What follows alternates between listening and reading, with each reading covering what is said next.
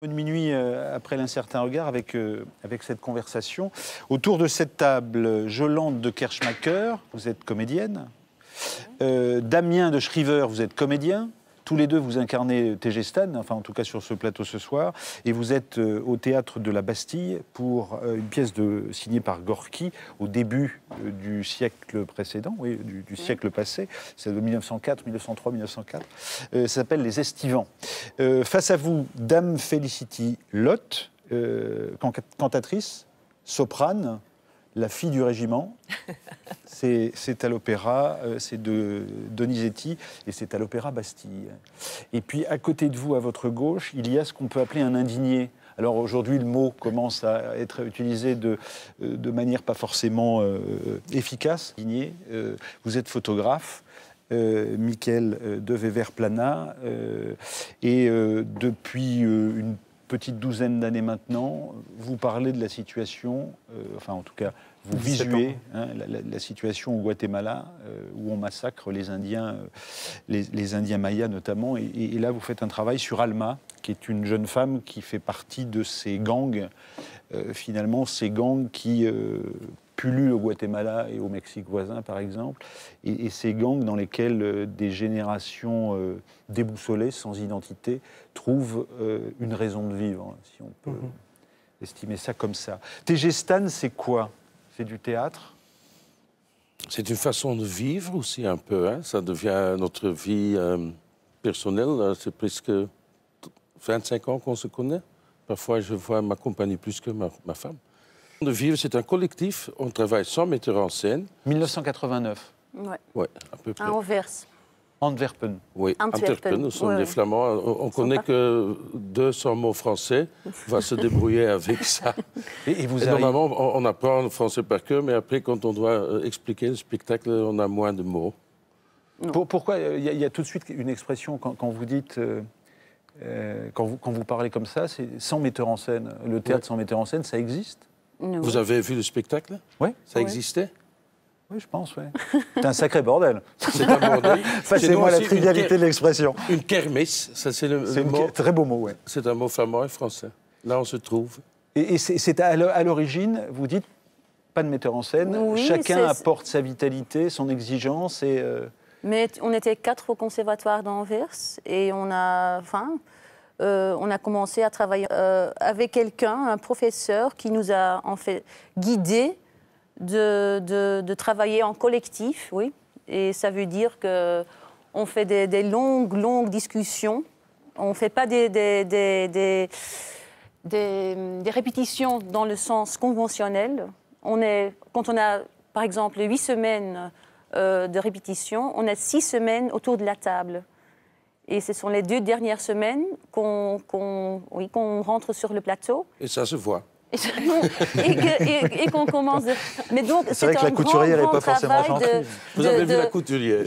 C'est un grand travail de discussion et de se parler et de se mettre tout, mais le tout, oui. Dame Felicity Lotte, est-ce qu'on peut imaginer ça à l'opéra ou à l'opérette?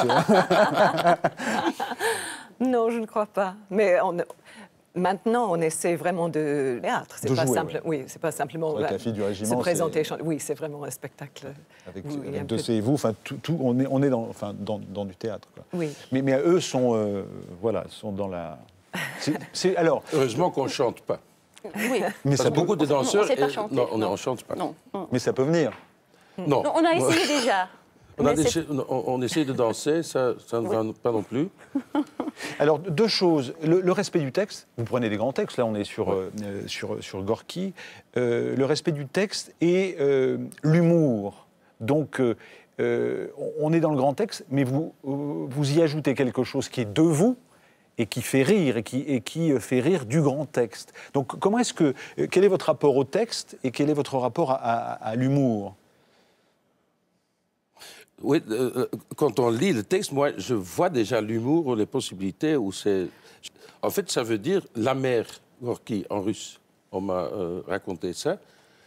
Mais peut-être c'est un humour qu'on aime beaucoup parce que c'est un peu le rire jaune. C'est pas... Est-ce que c'est de l'ironie? Je ne sais pas. C'est pas de l'ironie. Ce n'est pas de l'ironie. Mais on essaye de jouer ça d'une manière expressionniste, peut-être, je peux dire, et on essaye de défendre ce texte. Et je crois que l'écriture de Gorky est déjà amusant, qu'il a écrit ça en s'amusant. Ouais. Mais en fait, c'est la tragédie. Méchant, hein. Enfin, c'est la tragédie par la comédie, en fait. C'est la tragédie par la comédie. La comédie par la tragédie. Alors, est-ce que Gorky dit « je finirai par t'abattre, sale pute » ? C'est dans le texte, ça ? Oui, c'est dans le texte. Oui, littéralement. Voilà, oui, voilà, c'est dans le texte. Absolument. Non, mais Gorky, quand tu le compares, par exemple, quand vous le comparez avec... Vous pouvez me dire tu, oui, par exemple, avec quelqu'un comme Tchekhov, c'est brut. Allez, vous êtes brut. Oui, c'est primaire, presque. Alors, Gorky met en scène, donc au début du siècle dernier, une batterie d'intellectuels qui... sont oisifs et qui parlent de tout et qui ne voient absolument pas arriver ce qui arrive. Donc c'est une forme de vanité de l'intellectuel ou de la classe moyenne qui se regarde le nombril et qui se pose la question sur la société, la sexualité, etc. Extrait de ce que vous en faites. Oula. Je comprends ce que vous voulez dire et ça me rend triste. C'est comme si un proche qui m'est très, très cher était atteint d'une maladie incurable.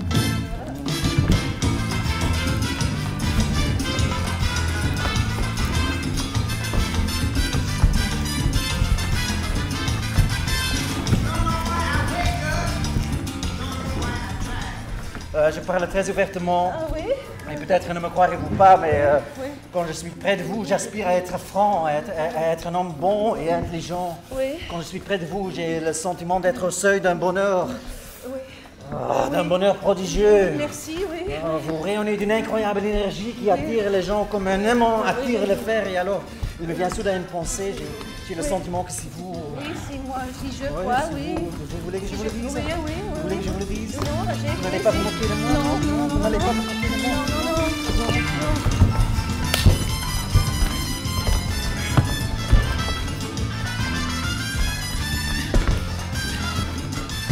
Alors, ça va, vous êtes désespéré, j'imagine? Non, mais alors, comment est-ce que, faisons un commentaire sur la non-mise en scène, comment est-ce que, collectivement, on arrive à créer ceci sur un texte de Gorky?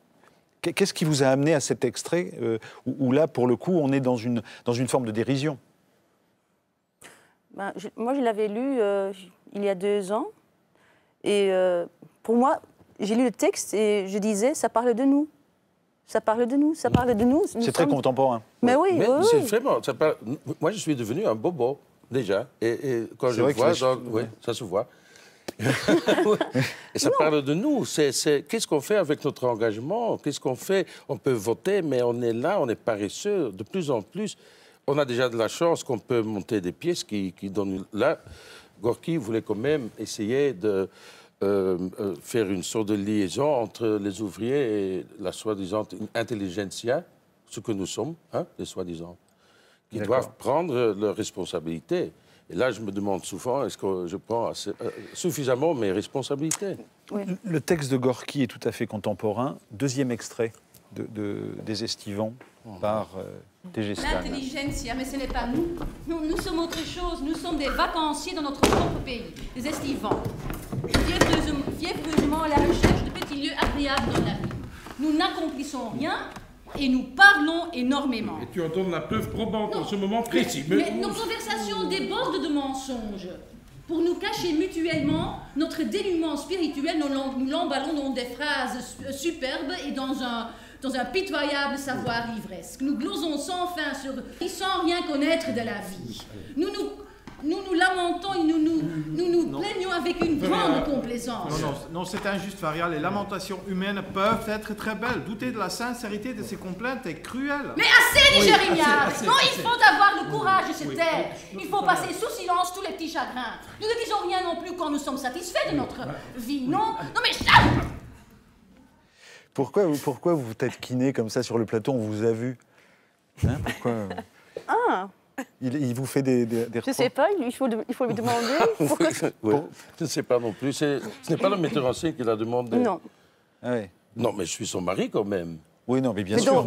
dans la pièce, hein. Oui, oui, tout à fait. Non, mais- Oui. J'ai bien compris, c'est votre côté amuseur qui... Alors, de votre point de vue, TG Stan, 25 ans d'existence, 25 ans de recherche, si je vous demandais en un mot de définir qu'est-ce que c'est que le comédien et quel est votre rapport au public?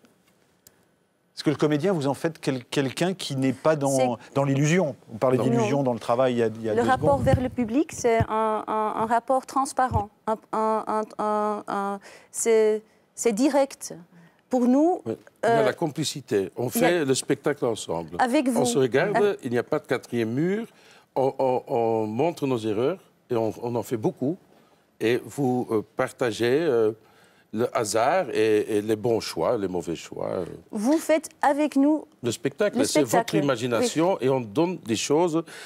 C'est comme on essaye de rendre 3-dimensionnel le texte qui est 2-dimensionnel avec beaucoup d'ouverture pour l'imagination. On ne va pas tout illustrer.